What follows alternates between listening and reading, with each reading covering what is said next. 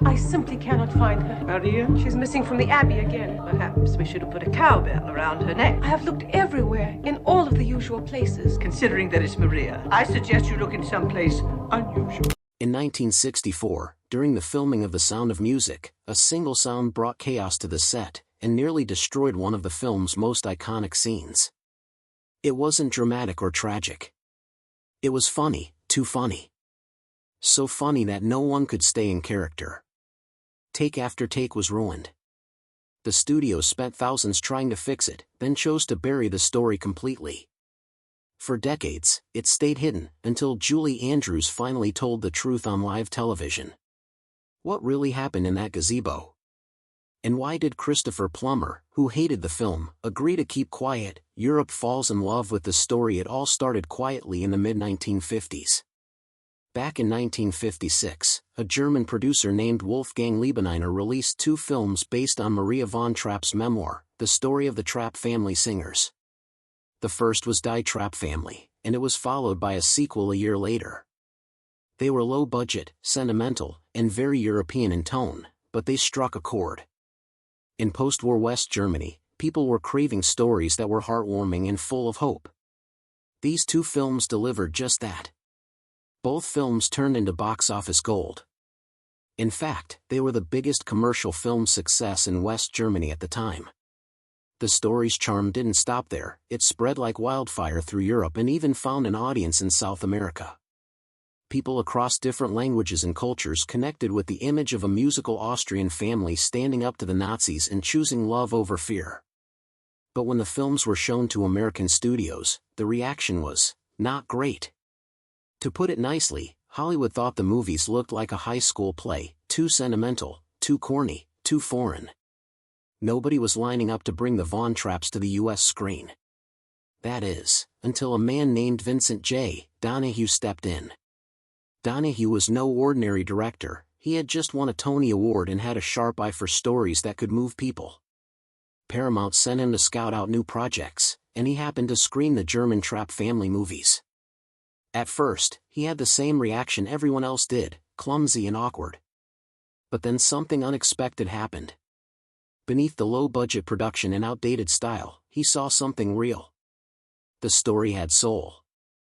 It had heart. And Donahue said something no one had dared to say before: you can't make this a film. You have to turn it into a Broadway musical, for Mary Martin. That one sentence flipped the switch, and triggered a chain reaction that would lead to one of the biggest musicals in history. But none of it would have happened if Maria von Trapp hadn't made a very unusual, and some might say terrible, business decision years earlier. The $9,000 deal. Maria von Trapp was no Hollywood insider. She had no agent, no lawyers looking out for her. She was just trying to support her family. So, when German filmmakers came knocking in the early 1950s asking to buy her life story, she said yes, for a one-time payment of just $9,000. Now, that might sound small, and it was. Even in 1950s money, it wasn't much. Adjusted for today, it's about $104,000. Not bad for a quick deal, but a tiny fraction of what was coming down the line. And to make things worse, Maria had unknowingly signed away more than she realized. Hollywood came calling later, offering to buy the title of her book, hoping to skip the rights issues and just adapt a story inspired by it. But Maria stood her ground. She insisted that if her family's story was going to be told, it had to be told truthfully, and in full. No cherry-picking. By the late 1950s, Mary Martin, the biggest Broadway star of the era, and her husband Richard Halliday were determined to bring the Von Trapp story to the stage. But there was just one problem: no one knew where Maria was. As it turned out, Maria von Trapp was deep in the jungles of Papua New Guinea, doing missionary work with Father Franz Wasner, the family's longtime musical director. They had no phones, no internet, just handwritten letters. And those letters? Maria didn't even open them. Every time they arrived at a new mission post, a pile of mail would be waiting, often with letters from some couple in America trying to talk to her about Broadway. She tore them up. Literally. Maria wasn't interested in showbiz. She was focused on serving people in remote villages, running clinics, teaching music, and living simply. Broadway was the last thing on her mind. But then something unexpected happened. When Maria and Father Wasner finally returned to the U.S. by ship, they docked in San Francisco.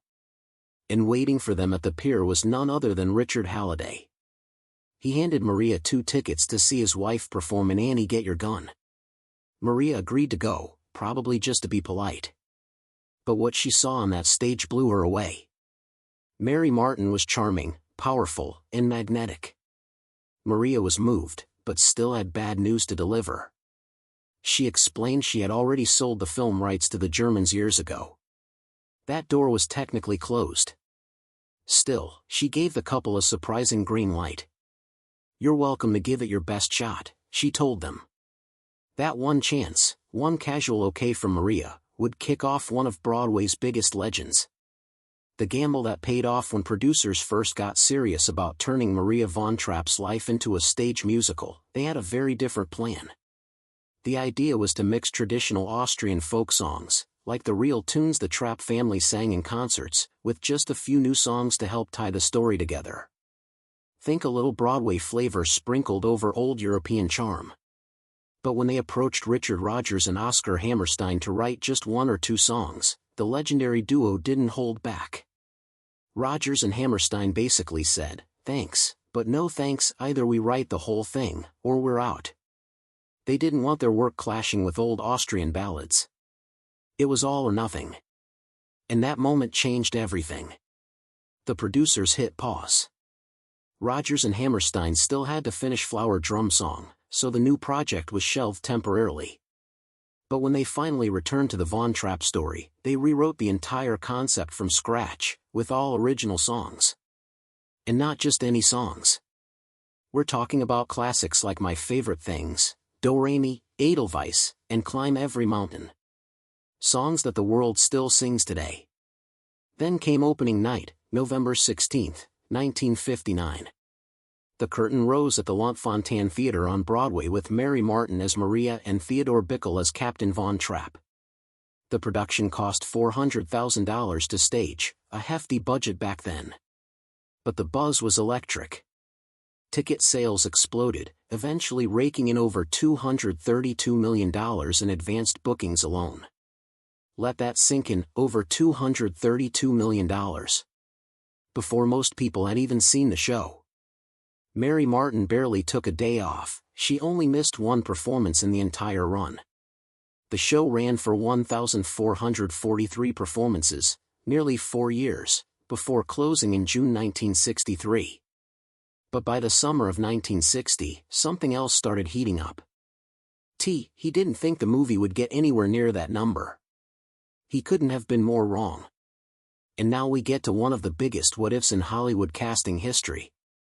Julie Andrews' Revenge, Hollywood's big mistake. By the early 1960s, Julie Andrews had already conquered the stage. She was beloved for her role as Eliza Doolittle in My Fair Lady on Broadway. Her voice was stunning, her charm undeniable. But when it came time to turn My Fair Lady into a film, Hollywood turned its back on her. The studio head said she wasn't camera ready. In other words, they thought she wasn't glamorous enough for the big screen. So instead of casting the woman who made the role famous, they chose Audrey Hepburn, a move that stunned Broadway fans. Audrey was elegant, sure, but she couldn't sing like Julie. In fact, most of her songs in the film had to be dubbed. Julie was devastated. She had carried My Fair Lady for years, only to be passed over at the biggest moment. It was the kind of snub that could have ended a career. But fate had other plans. Around that same time, director Robert Wise was looking for someone to play Maria von Trapp in The Sound of Music. He wasn't convinced Julie was the right fit, until someone at Disney showed him an early cut of Mary Poppins. The film wasn't even finished yet. But just a few minutes in, Wise turned to the screenwriter and said, "Let's sign her, before anyone else does." Julie was offered the role of Maria for a flat fee of $225,000. In today's money, that's about $2.28 million. It was a decent paycheck for a rising star, but here's the catch: there were no royalties, no bonuses, and no box office cut. Once she cashed that check, that was it. Meanwhile, Mary Martin, who had played Maria on stage, had negotiated a very different deal. She earned more than $8 million from her share of the Broadway profits. Fox didn't think Andrews was a big enough star to deserve a back-end deal. That decision would come back to haunt them. Because Mary Poppins turned out to be a smash hit. Julie Andrews not only proved the studio wrong, she won an Oscar for Best Actress. And when she accepted the award, she did something cheeky. She thanked Jack Warner, the very man who had rejected her for My Fair Lady. It was a sweet, subtle form of revenge, and the audience loved it. Still, The Sound of Music would become her most iconic role. And even though the film would go on to earn hundreds of millions worldwide, Julie never saw a single dollar beyond that original flat fee. And she wasn't the only one Fox tried to shortchange. The role no one wanted while Julie Andrews was already charming everyone behind the scenes, casting her on-screen partner was turning into a serious headache. The role of Captain George Von Trapp should have been a dream gig. He was the handsome, brooding widower who slowly falls in love with Maria. But here's the thing, no major actor wanted to play him. Robert Wise, the director, tried everyone. He considered Sean Connery, who had just shaken the world as James Bond. He also reached out to Richard Burton, known for his intense performances, and his rocky relationship with Elizabeth Taylor. Even Bing Crosby was floated as a possibility. But none of them fit the tone or spirit of the film. Some said no. Others just didn't seem right. Then came Christopher Plummer. He was classically trained, elegant, and sharp. But he didn't like the script. At all. In fact, Plummer thought The Sound of Music was too sweet, too sentimental. He called it The Sound of Mucus behind the scenes and turned down the role several times. The idea of playing a strict, emotionally stiff father in a musical didn't interest him. But Robert Wise believed in him. So he flew to London to convince Plummer face-to-face. Plummer agreed, but only under one condition: he wanted to reshape the character. He told the writers the captain needed more depth. More heart. Better dialogue. And most of all, he needed his own song, something to show his emotional side. That's how Edelweiss ended up in the film. It's not an Austrian folk song, like many believe. Rodgers and Hammerstein actually wrote it for Plummer's character. The idea was to give the captain a quiet, personal moment of vulnerability. Even with those changes, Plummer still struggled. He later admitted that he drank through parts of the shoot. During the filming of the family's big farewell performance to the Nazis, arguably one of the most intense scenes, Plummer was actually drunk. He said it helped him get through the stiffness of the role. Despite all the tension, his performance worked. He brought dignity and restraint to the captain, making the character's transformation, from cold disciplinarian to loving father, feel real. And audiences fell in love with it. But here's a wild twist: Christopher Plummer also had a flat contract. No royalties. No back-end deal. Just like Julie Andrews, he walked away with a set paycheck. As the film went on to gross over $286 million around the world, both stars watched from the sidelines, cheered, but did not receive beyond what was agreed on. And while the adults were dealing with contracts and rewrites, the younger cast members were about to face their own chaos. Liesl, Friedrich, and the future stars. The search for the Von Trapp children was anything but simple, and the competition was fierce. Take the role of Liesl, the oldest daughter. Believe it or not, a young Mia Farrow auditioned 3 times. She was only 20, still fresh-faced and delicate. The casting team's notes were blunt, sweet, but no spark. Not enough energy. Can't really dance. That was that. Farrow was out. Ironically, the woman who did get the part, Charmian Carr, was actually 21. Not years old. 21 years older than Farrow.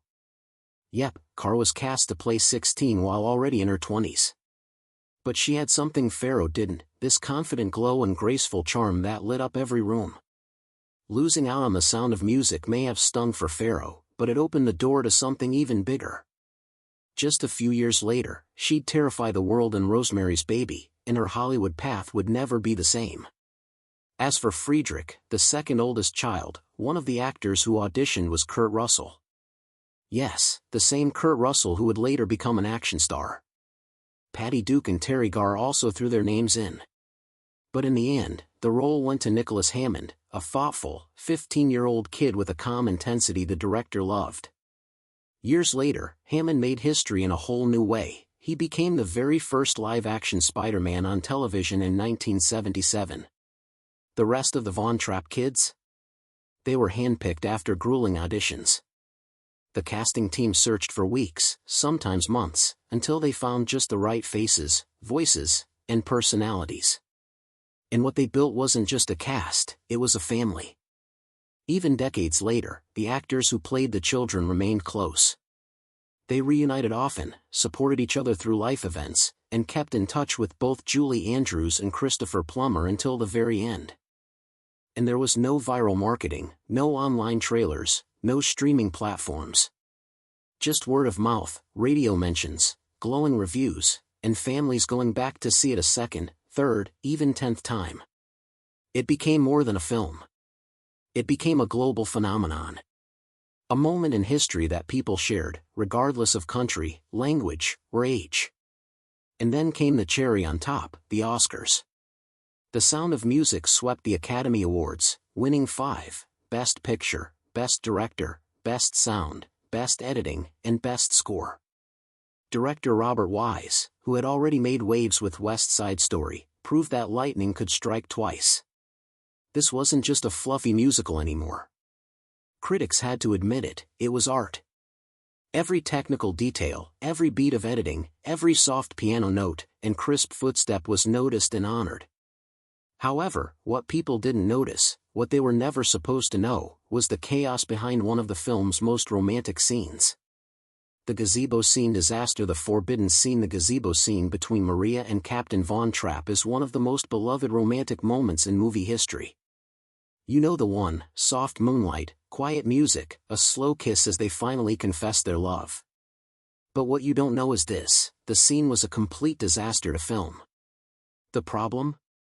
The lights. Specifically, the massive carbon arc lights used to simulate moonlight. These were industrial machines, bright, hot, and loud.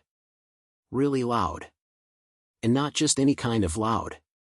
They made a noise that sounded exactly like a fart. A long, wet, flat raspberry. Every single time Christopher Plummer leaned in to kiss Julie Andrews, PPPPFFFFTTTTTT. Over and over. Julie said they tried 20 times. But the moment they got close to each other's faces, the lights let out that same ridiculous sound. They couldn't stop laughing. Even the serious lines, "Maria, I love you," got destroyed by giggles. The entire crew was helpless. Hours went by. Nothing worked. Eventually, director Robert Wise gave up. He scrapped the original plan. No more bright lighting. Instead, he decided to shoot the whole scene in silhouette. He placed Julie and Christopher in front of the glowing gazebo windows. That way, their faces were mostly hidden, and their laughter didn't show. It ended up looking even more romantic. That glowing, dreamy style? That wasn't on purpose. It was damage control. In the studio? They didn't want anyone to know. 20th Century Fox clamped down hard. Cast and crew were warned not to mention the noises, the laughter, or the failed takes. For years, fans believed the scene had gone off without a hitch. The truth only came out decades later, when Julie Andrews finally told the story on a talk show. She laughed, remembering it. "It's very hard to be nose-to-nose doing a love scene and having these awful raspberries coming at you from below." But while the audience laughed, no one knew that Plummer himself was carrying a much heavier secret. Plummer's private misery. Christopher Plummer might have looked calm and collected on screen, but behind the scenes, he was deeply unhappy. He despised the Sound of Music. He called it gooey, mocked it as the sound of mucus, and even referred to it in interviews as just S&M. To him, the movie was overly sentimental, totally out of sync with the serious, challenging roles he wanted to play. And it showed. Plummer often isolated himself during filming in Salzburg. He once said the picturesque city felt more like a prison of sentimentality than a European getaway. Part of that was his own doing. He drank a lot and later admitted to gaining weight from all the rich food and alcohol.